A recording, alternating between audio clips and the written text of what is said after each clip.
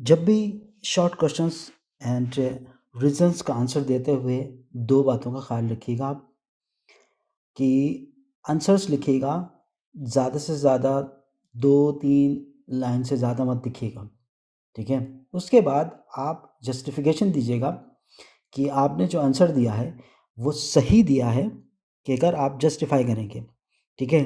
पहला आंसर लिखिएगा, फिर उसके बाद आप जस्टिफिकेशन दीजिएगा कि आपने जो लिखा है वो आपने सही लिखा है, वो किस वजह से, किस बेस पे आपने इसका आंसर लिखा है, आप ये ज़रूर लिखिएगा। क्योंकि ये जो रीज़न्स हैं, ये एग्ज़ाम में बहुत ही मायने रखते हैं। जब भी एग्ज़ामिनर चेक करता है तो आपके रीज़न्स ज़रूर चेक करता है कि क्या आया हमारे स्टूडेंट ने, जो भी स्टूडेंट है उसने रीज़न्स लिखा या नहीं लिखा। अगर रीज़न्स लिखा है और प्रॉपर तरीके से आंसर दिया है, तो इसका मतलब ये है कि आपने फिज़िक्स या केमिस्ट्री जो भी सब्जेक्ट आपका है, आपने समझ के लिखा है, आपने समझ के आंसर दिया है। तो रीज़न्स लिखते हुए आप ज़रूर ख़्याल रखिएगा कि कोशिश कीजिएगा कि आप रीज़न्स हमेशा पेपर में अटेम्प्ट करें।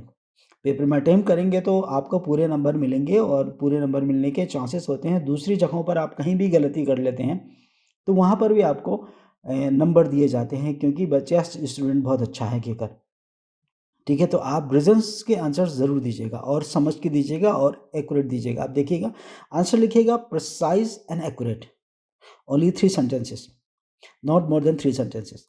इसी तरह से आप उसके बाद जस्टिफिकेशन दीजिएगा, justification not more then 5 sentences, okay? तो आइए क्वेश्चन हमारे पास है, इसको कैसे आंसर देना चाहते हैं। A body can be charged by the transfer of electrons and not by the transfer of proton. एक बॉडी चार्ज हो जाती है, चार्ज करते हैं, सपोज करते हैं एक बॉडी आपके पास, ये आपके पास एक बॉडी मौजूद है, इसको आप चार्ज करना चाह रहे हैं, तो हम क्या करते हैं, इसको रब करते हैं, इसको रब करते हैं तो क्या होता है, इसमें चार्ज आ जाता है, यानी या पॉजिटिव या नेगेटिव चार्ज इसके ऊपर डेवलप हो जाता है। सपोज करते हैं पॉजिटिव चार्ज डेवलप्ड हुआ इस बॉडी के ऊपर, तो इसका मतलब ये है कि यहाँ से इलेक्ट्रॉन ट्रांसफ़र हो गए हैं, ठीक है? इलेक्ट्रॉन ट्रांसफ़र होने से ही चार्ज होता है। अगर दूसरी आपके बॉडी आपके पास मौजूद है, अगर ये एक्सेप्ट कर लेती है इलेक्ट्रॉन्स, तो इसके पास क्या होगा, नेगेटिव चार्ज आ जाते हैं, ठीक है? यानी यहाँ पर इस जगह पर नंबर ऑफ़ इलेक्ट्रॉन्स ज़्यादा हो जाते हैं, इस जगह पर नंबर ऑफ़ प्रोटॉन्स ज़्यादा होते हैं, जिसकी वजह से ये पॉजिटिव चार्ज हो जाता है, और उस नंबर ऑफ़ इलेक्ट्रॉन्स ज़्यादा होने की वजह से इसके ऊपर नेगेटिव चार्ज आ जाता है। सही है? तो अब इसका आंसर मैं देना चाहता हूँ, आंसर दे देंगे precisely and accurate, not more than 3 sentences, ठीक है? आंसर ये है, इसका आंसर, it is because protons are inside the nucleus. यानी प्रोटॉन कहाँ पर होते हैं, न्यूक्लियस के अंदर होते हैं, जिसकी वजह से इनको it is very hard to remove them from the nucleus. यानी न्यूक्लियस से रिमूव करना बहुत ही मुश्किल हो जाता है, जिसकी वजह से यानी कोई भी पार्टिकल, कोई भी ऑब्जेक्ट आपके पास मौजूद है, वो चार्ज नहीं होता है प्रोटॉन के ट्रांसफ़र होने की वजह से। यानी प्रोटॉन ट्रांसफ़र नहीं होते हैं तो डेफिनेटली उसकी वजह से उसके ऊपर चार्ज भी नहीं आएगा। उसके बाद कहते हैं कि electrons lie in the outer shell, it is easier to remove them.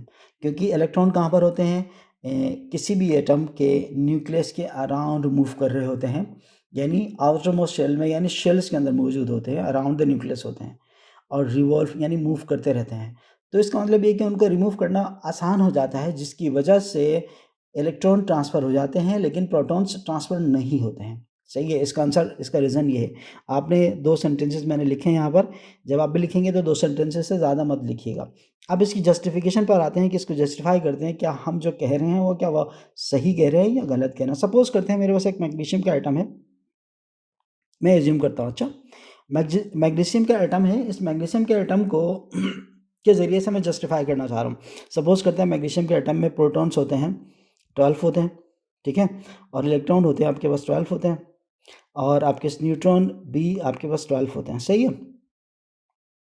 तो अब आपके पास, इसके पास पॉजिटिव चार्जेस हैं, ये 12 हैं, ये नेगेटिव हैं, और ये आपके पास न्यूट्रल होता है, ये बात हमें पता है, ठीक है? न्यूट्रॉन्स न्यूट्रल होते हैं। अगर मैं इसके इलेक्ट्रॉनिक कॉन्फ़िगरेशन करूँ तो क्या होगा, यानी मैं प्रोटॉन में शो करूँगा, कहाँ पर, प्रोटॉन में शो करूँगा न्यूक्लियस में, और न्यूक्लियस के अराउंड क्या होगा, आपके पास 2 इलेक्ट्रॉन पहले शेल में आएंगे, फिर दूसरे शेल में कितने इलेक्ट्रॉन्स आएंगे हमारे पास, 8 इलेक्ट्रॉन आएंगे, ठीक है? 8 इलेक्ट्रॉन्स आएंगे, और आपके पास थर्ड शेल में एग्जिस्ट करेंगे, हमारे पास 2 इलेक्ट्रॉन्स एग्जिस्ट करेंगे। अब आइए देखते हैं क्योंकि इसमें से इलेक्ट्रॉन को हमने ट्रांसफ़र करना। अब देखिए कहाँ पर है, प्रोटॉन हमारे पास न्यूक्लियस में मौजूद है।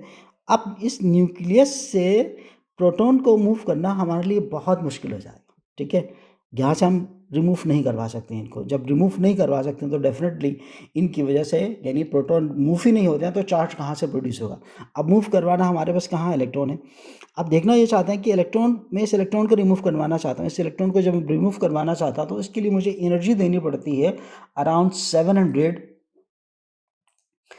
700 जूल्स मुझे एनर्जी देनी पड़ती है। 737 मुझे एनर्जी देनी पड़ेगी, तब जाकर क्या होगा, ये इलेक्ट्रॉन यहाँ से रिमूव हो जाएगा। जब यहाँ से इलेक्ट्रॉन रिमूव हो जाएगा तो अब आपके पास इलेक्ट्रॉन्स की क्वांटिटी क्या हो जाएगी, इसके पास कम हो जाएगी। जब इलेक्ट्रॉन्स की क्वांटिटी कम हो जाएंगी तो ये जो प्रोटॉन है, ये आउटर मोस्ट शेल में एक ही इलेक्ट्रॉन मौजूद है, इसको क्या करेंगे, मज़ीद अट्रैक्ट करेंगे।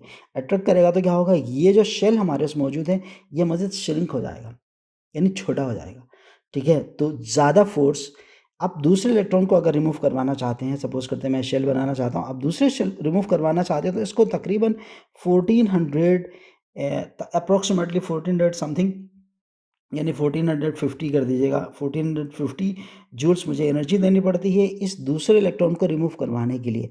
यानी देखिएगा, पहले इलेक्ट्रॉन को रिमूव करवाने के लिए कितनी देनी पड़ रही थी, 7, और दूसरे को कितनी देनी पड़ रही है, 1450। इसका मतलब यह है, कि अगर मैं इस वाले को भी रिमूव करवाना चाहता हूँ तो मुझे मज़ीद एनर्जी देनी पड़ेगी, ठीक है। मज़ीद एनर्जी देनी पड़ेगी क्योंकि नंबर ऑफ़ प्रोटॉन्स क्या हो जाएंगे, इसमें ज़्यादा हो जाएंगे। ज़्यादा होंगे तो इसमें जो शेल्स में जो आपके पास इलेक्ट्रॉन्स मौजूद हैं, उनको फोर्स ऑफ अट्रैक्शन क्या हो जाएगी, ज़्यादा हो जाएगी, ठीक है। फोर्स ऑफ अट्रैक्शन ज़्यादा होगी तो डेफिनेटली ये श्रिंक कर जाएगा और इलेक्ट्रॉन्स को रिमूव करवाना हमारे लिए डिफ़िकल्ट होगा, ठीक है। जिसकी वजह से इलेक्ट्रॉन्स हमारे पास, प्रोटॉन्स हमारे पास रिमूव नहीं होते हैं कहाँ से, किसी भी एटम से, क्योंकि वो न्यूक्लियस में मौजूद होते हैं। इलेक्ट्रॉन्स को, फर्स्ट इलेक्ट्रॉन को रिमूव करवाना आसान हो जाता है, सेकंड को मुश्किल, और थर्ड को और मुश्किल, फोर्थ को और मुश्किल, यानी बहुत ही ज़्यादा अमाउंट में एनर्जी देनी पड़ती है। अगर मैं सपोज करता हूँ मैग्नीशियम के 10th को अगर रिमूव करवाना है तो तकरीबन में मुझे 35,000 जूल्स एनर्जी प्रोवाइड करनी पड़ती है अगर मुझे 10th वाले इलेक्ट्रॉन को रिमूव करवाना हो तो। इसका मतलब ये है कि अगर फिर उसके बाद 11th, फिर उसके बाद 12, फिर उसके बाद न्यूक्लियस के अंदर जो प्रोटॉन्स मौजूद हैं उनको रिमूव करवाना मेरे लिए कितना हार्ड होगा, ठीक है। तो इसलिए ये बात अंडरस्टूड है कि हमें आईपी की, यानी आयनाइजेशन पोटेंशियल या आयनाइजेशन एनर्जी की ज़्यादा ज़रूरत होती है इलेक्ट्रॉन्स को रिमूव करवाने के लिए। तो ये बातें आप ख्याल रखिएगा। जस्टिफिकेशन इस तरह से दीजिएगा कि आप बिल्कुल जस्टिफाई करें।